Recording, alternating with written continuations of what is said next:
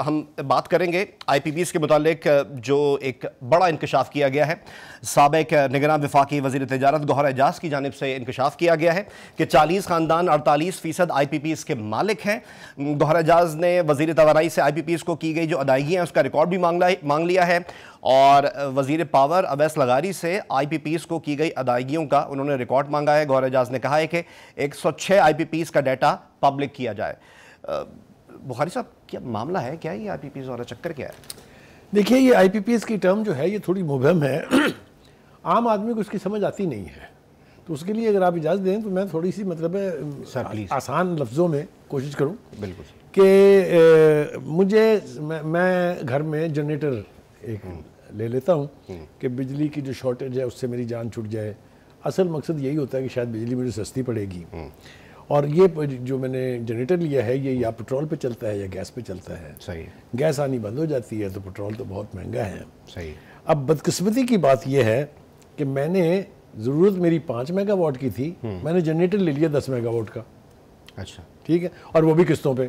तो जनरेटर के जिससे लिया दुकानदार से कोई रिश्तेदारी होगी फिर? रिश्तेदारी नहीं, ये तो हम पूछेंगे ना कि रिश्तेदारी किसकी है। एनीवे, तो हुआ क्या कि अब वो पेट्रोल मैं अफोर्ड नहीं कर सकता हूँ क्योंकि वो मुझे बहुत महंगा पड़ेगा। लिहाजा जनरेटर बंद पड़ा है मगर किस्तें मैं अदा कर रहा हूँ। ये है जनाब IPPs का मामला कि IPPs को कैपेसिटी पेमेंट के चक्कर में आपने उनको तो 100% श्योरिटी दे दी कि उनको तो पैसे मिलते रहेंगे, बिजली चाहे हम उनसे लें या ना लें। मेरे ख्याल से इट्स ए क्रिमिनल एक्ट। मैं आपको जरा थोड़ा सा पीछे ले जाऊँ अगर आप इजाज़त दें मुझे। तो ये 1993 और 1997 के दरमियान में कुछ इसी तरह के मुआहदे IPPs से हुए थे, बहुत महंगे दामों पर, बहुत महंगे निर्खों पर। फिर 1997 में जब नवाज शरीफ की हुकूमत आई तो उन्होंने फिर मुतल्लिका कंपनियों से रीनिगोशिएट किया इसको। सही। मैं ख़ास तौर से हवाला दे दूँ हबको का। हबको के साथ जो है वो डील दोबारा रिव्यू हुई और नरम निर्खों पर यानी तो थोड़े सस्ते निर्खों पर वो मुआहदे रिवाइज़ किए गए। सो रवायत मौजूद है एक। दूसरी इसी किस्म की रवायत जो है वो पैदा होने चली थी इमरान खान साहब के दौर में, जब वो बरसर इक़्तिदार थी PTI, उसके 4 साल दौर में बड़ा शोर होगा। हमने 2020 में जब उमर अय्यूब साहब वज़ीर तवानाई थे हुई, लेकिन फिर वो IPPs उस वक्त तैयार थे उनके साथ बातचीत करने के लिए, रीनिगोशिएट करने के लिए, लेकिन फिर वो किसके कहने के ऊपर वो बात दबी रह गई बल्कि दफन हो गई, ये आज भी सवालिया निशान है। तो कोई नई बात नहीं है ये। और ये किसी तरक्की याफ्ता मुल्क में होता तो सबसे पहला इल्जाम लगता कि किकबैक्स ले लिए। Absolutely kickbacks. अब फिर आप छेड़ रहे हैं मुझे ना, आप देखिए ना, आप चुटकी काटने वाली जो आदत है ना ये परेशान कर देती है। तो ठीक कह रहे हैं आप, मैं कहना ये चाह रहा हूँ कि आप दुरुस्त कह रहे हैं, तब भी यही हुआ था, अब भी यही हुआ है। हाँ, और उमर अय्यूब साहब का ये बयान था कि ये साबका हुकूमतों ने ये इन मुआहिदों पे कुछ नहीं किया, हम इस पे गौर कर रहे हैं। और उस वक्त के वज़ीर आज़म को रिपोर्ट पेश की गई थी कि 94 से 1000 अरब रुपए ऑलरेडी हम दे चुके हैं। अब आप देखिए हमारे पास रास्ता क्या है। हमारे पास रास्ता ये है कि हम एक बार फिर इन तमाम IPPs को इकट्ठा करें, हुकूमत उनसे मुज़ाकरात करे कि भाई हम नहीं मुतहम्मल हो सकते 2035 तक आपको ये रकम अदा करने के, हमसे भाई कुछ जुर्माने के तौर पर पैसे ले। 2035 तक का मुआहदा है, 10 साल की एक्सटेंशन दे दी।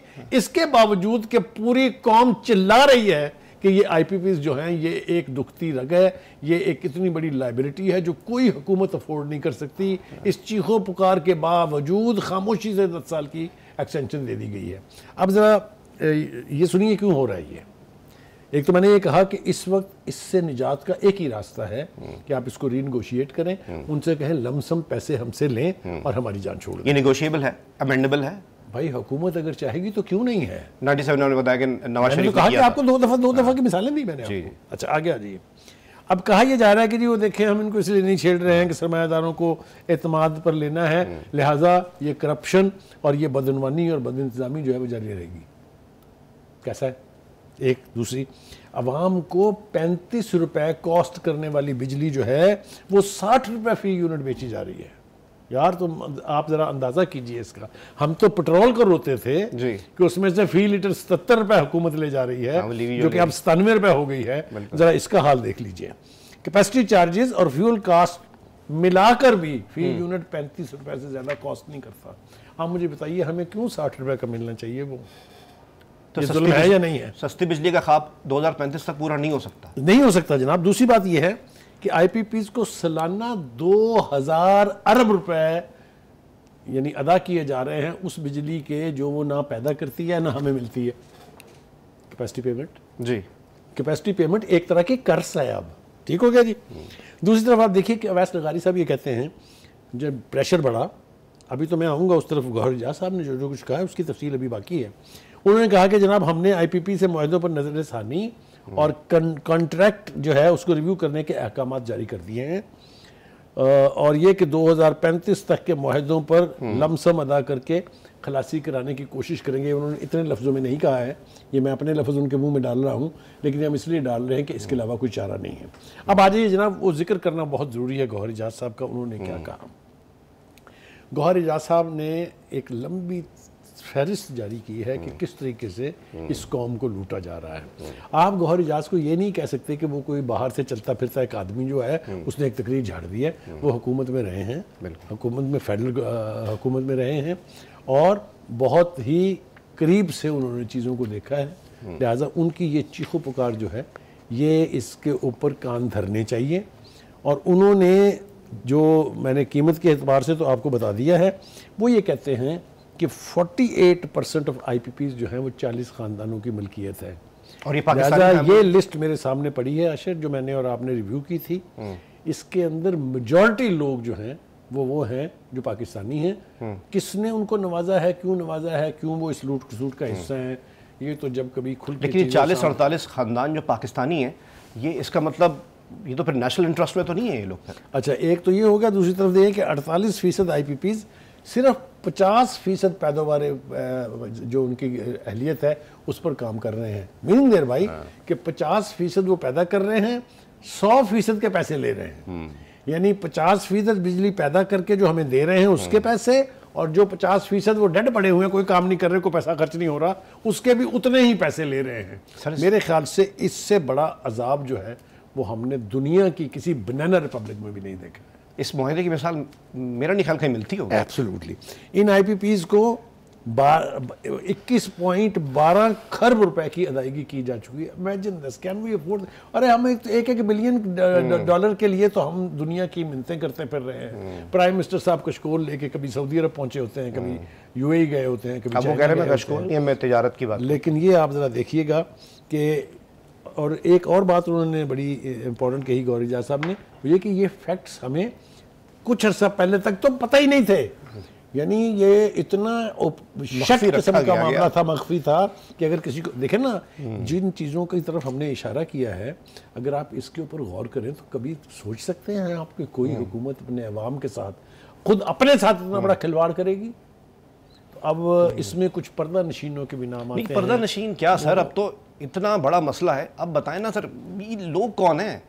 देखिए, ये जो किकबैक्स ले लेते हैं या इस मामले को हल ही नहीं होने देते हैं। देखिए, ये आईपीपीज का अजाब लाहक उस वक्त हुआ था जब लोड शेडिंग थी। आपको याद होगा लोड शेडिंग 18-18 घंटे हुआ करती थी। लेकिन उस लोड शेडिंग से निपटने का ये कोई तरीका नहीं था कि आप कैपेसिटी चार्जेस के ऊपर लोगों के साथ मुआहदे कर लें। वो खुदा के लिए जो जितना कुछ आपको दे रहा है उसके ही पैसे देना आप, जो उससे आप ले ही नहीं रहे, आपको मिल ही नहीं रहा।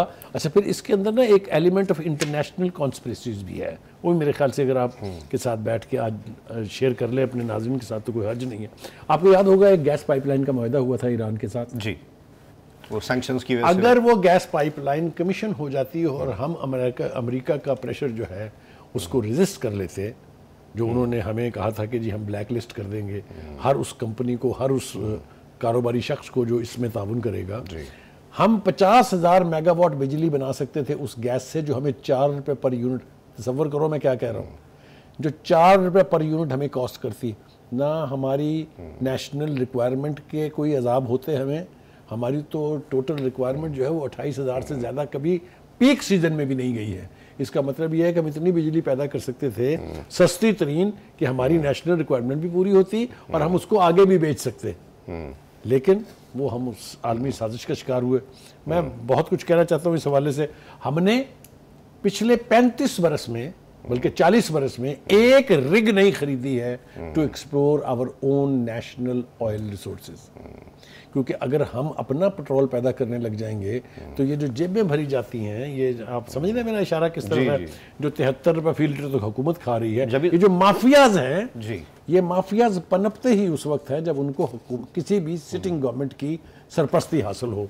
मैं जिम्मेदारी से ये कह रहा हूँ। यानी कि सर गरीब आवाम तो छोड़े, हम तो middle class, upper middle class के लिए भी अगले 10-12 साल कोई रिलीफ नहीं है। अशर हमारे कारनामे देखें क्या है, हमारे कारनामे ये है कि हमने लोअर मिडिल क्लास को ज़मीबोस कर दिया है, एग्जिस्ट ही नहीं करती। बिल्कुल बिल्कुल। पहले लोअर मिडिल क्लास थी, फिर मिडिल क्लास थी, फिर अपर क्लास थी। हमने एक पूरी क्लास को ना सिर्फ ज़मीबोस किया है बल्कि उनकी जगह जो मिडिल क्लास थी उसको लोअर मिडिल क्लास बना दिया है और एलीट, अल्ट्रा एलीट हो गई। यानी हमारे यहाँ दो हैं, या गरीब तर है या अमीर तर है जी। तो ये हमारी इसी किस्म की पॉलिसियों की वजह से हुआ है, जहां हम आवाम का खून तो निचोड़ते हैं लेकिन उसके बदले में उनको कुछ नहीं देते हैं। टैक्स लेने की, टैक्स नैक्स बढ़ाने की कितनी बातें होती हैं अशर, लेकिन मुझे ये बताइए कि जो टैक्स में और आप देते हैं, जो सैलरीड जिनके सोर्स के ऊपर काट लिया जाता है, क्या उनको कोई बेनिफिट मिलता है इन रिटर्न? Absolutely not. एक दूसरी बात, ये जो गौहर एजाज साहब का एक्सपोजर है जी, एक तो आई रियली कॉम्प्लीमेंट हिम